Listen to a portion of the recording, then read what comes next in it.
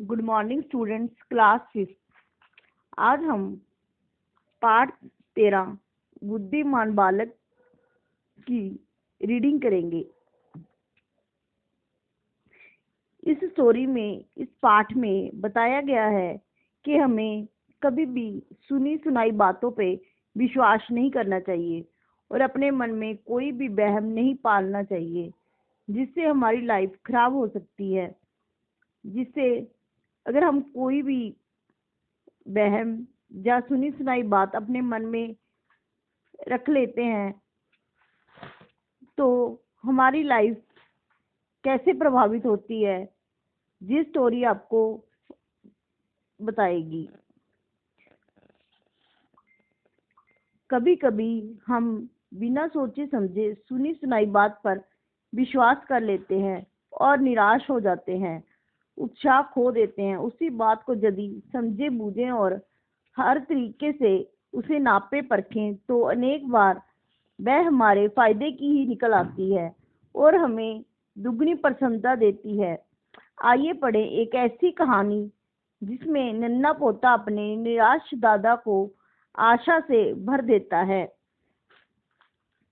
ये कहानी एक बूढ़े आदमी और उसके पोते की है। जो बूढ़ा आदमी एक सुनी सुनाई बात को लेकर अपने बीमार रहने लगता है और उसका पोता उसका हल निकाल कर उसे ठीक कर देता है। पुराने जमाने में एक गांव में एक परिश्रमी बूढ़ा आदमी रहता था। वह माह में 2 बार अपनी बुनाई हुई चीजें दूर के बाजार में ले जाकर बेच देता था। जरूरी चीजें खरीद लाता था। एक दिन बाजार में अपना सामान बेचकर उसने पोते के लिए कुछ चीजें खरीदी। घर के लिए चल पड़ा। घर तक पहुंचते के लिए 3 पहाड़ पार करने पड़ते थे। पहाड़ काफी ऊंचे थे और इन्हें पार करने में बूढ़े को काफी कठिनाई का अनुभव नहीं हुआ था, लेकिन ना जाने उस दिन उसे यह काम कठिन लग रहा था।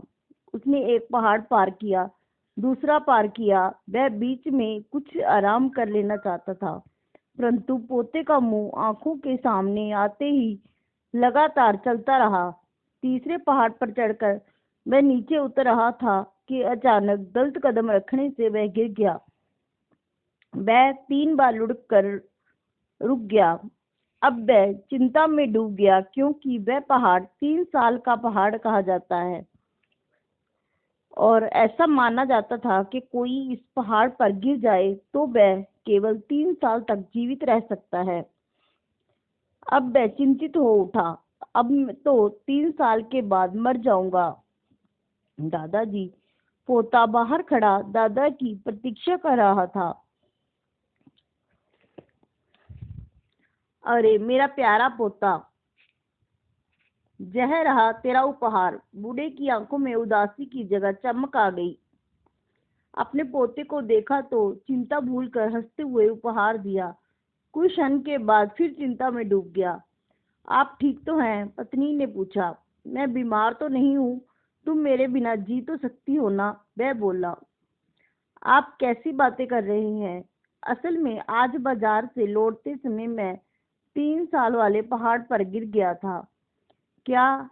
अरे हम क्या करें बच्चों? पत्नी ने चिंतित होकर बेटे और बहू को बुलाया। जब उन दोनों ने यह बात सुनी और दोनों की आंखों से आंसू बहने लगे। पिताजी, चिंता ना कीजिए, कोई उपाय तो होगा, बच्चों ने कहा। किंतु बूढ़े की तबीयत खराब होती चली गई। वह ठीक से खा पी भी नहीं सकता था। बेटा पास के गांव में मशहूर वैद्य के से दवाई लाया, परंतु कोई फायदा न हुआ। बूढ़े का स्वास्थ्य तेजी से गिरता गया। अब उसके लिए उठना भी मुश्किल हो गया था।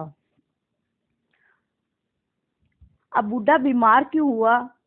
क्योंकि उसके मन में एक सुनी सुनाई बात थी कि जो भी 3 साल के पहाड़ से नीचे गिरेगा वो 3 साल से ज्यादा जीवित नहीं रह सकेगा।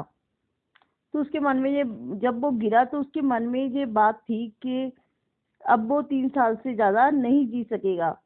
तो ये बात, इस वहम के कारण वो बीमार हो गया और उसके वहम के कारण उसको कोई भी दवाई असर नहीं कर रही थी। इस तरह दिन बीतते गए। एक दिन पोता दादा के कमरे में गया और बोला, दादाजी कल तो बाजार लगेगा, आप तैयारी क्यों नहीं कर रहे हैं? तुम देख ही रहे हो मैं बहुत बीमार हूँ, इस बार मैं नहीं जा सकूंगा। अगली बार मैं बाजार जाकर तुम्हारे लिए उपहार लाऊंगा। कहने को तो कह दिया, परंतु वह जानता था कि अगली बार भी वह नहीं जा सकेगा। यह सोचते हुए उसकी आंखें से आंसू झरने लगे। दादाजी आप रो क्यों रहे हैं? भोले वाले बच्चे ने पूछा। कुछ नहीं, आंखों के भीतर कुछ चला गया। झूठ मत बोलिए, मैं सब जानता हूँ। तुम क्या जानते हो? मुझे मालूम है कि आप 3 साल के पहाड़ पर गिरने से इस तरह लेटे रहते हैं। बूढ़े को आश्चर्य हुआ कि छोटे से पोते को कैसे मालूम चला। तुम्हें कैसे पता? दादा ने पोते की बात सुनकर हंसते हुए कहा। पोते ने कहा, आप जल्दी उठकर 3 साल के पहाड़ पर जाइए। पोते ने दादा का हाथ पकड़कर उठाने की कोशिश की। अरे बेटे, वहां मुझे क्यों ले जा रहे हो? मैं इतना कमजोर हूँ कि चल नहीं सकता। आपकी बीमारी उस पहाड़ पर जाने से ठीक हो जाएगी दादाजी। जरा सोचिए, आपने कहा कि पहाड़ से गिरने के कारण आप 3 साल तक जीवित रह सकते हैं। तुम ठीक कहते हो, बूढ़े ने कहा। बात ऐसी है कि तब आप 2 बार गिर जाओगे, 6 साल जीवित रहोगे, 3 बार गिरोगे और 9 साल तक जीवित रहोगे। अरे यह बात तो एकदम सही है, मैंने पहले तो ऐसा सोचा ही नहीं था। बूढ़ा आदमी उसी समय धीरे धीरे उठकर खड़ा हो गया और बोला, मैं उसी पहाड़ पर होकर आता हूँ। धीरे धीरे वह पहाड़ की ओर दौड़ने लगा। परिवार के सभी लोग उसकी फुर्ती देखकर खुश हो गए। बूढ़ा आदमी चोटी पर पहुंचकर नीचे की ओर लुढ़का। इस तरह वह 10 बार लुढ़कता रहा। इतना काफी है, मैं 10 बार लुढ़का हूँ तो कम से कम 30 साल तक जीवित रहूंगा। बूढ़ा प्रसन्न मन से आप सबके साथ घर लौट आया। उसने घर वालों से दावत का प्रबंध करने के लिए कहा और बोला, आज से मेरा जीवन फिर से शुरू हो गया, मैं क्यों ना खुशी मनाऊं। उसने गांव के सभी लोगों को बुलाया। दावत शुरू हुई। गांव वालों ने उसके स्वास्थ्य के लिए बूढ़े से पूछा, आप ठीक कैसे हुए? एक ने कहा, लगता है आपका कायाकल्प हो गया है। बूढ़े आदमी ने अपने पोते के द्वारा सुझाए गए उपाय के बारे में कुछ न बताया और वह हंस पड़ा। कुछ दिनों पश्चात वह बूढ़ा आदमी पहले से भी अधिक परिश्रम के साथ काम करने लगा। हर दूसरे सप्ताह में लगने वाले बाजार में भी वह नियमित रूप से जाने लगा। अब वह 3 साल वाले पहाड़ से नहीं डरता था। वह सोचता, यदि मैं गिर जाऊंगा तो चिंता करने की कोई बात नहीं, क्योंकि इससे मेरा जीवन और भी 3 साल बढ़ जाएगा।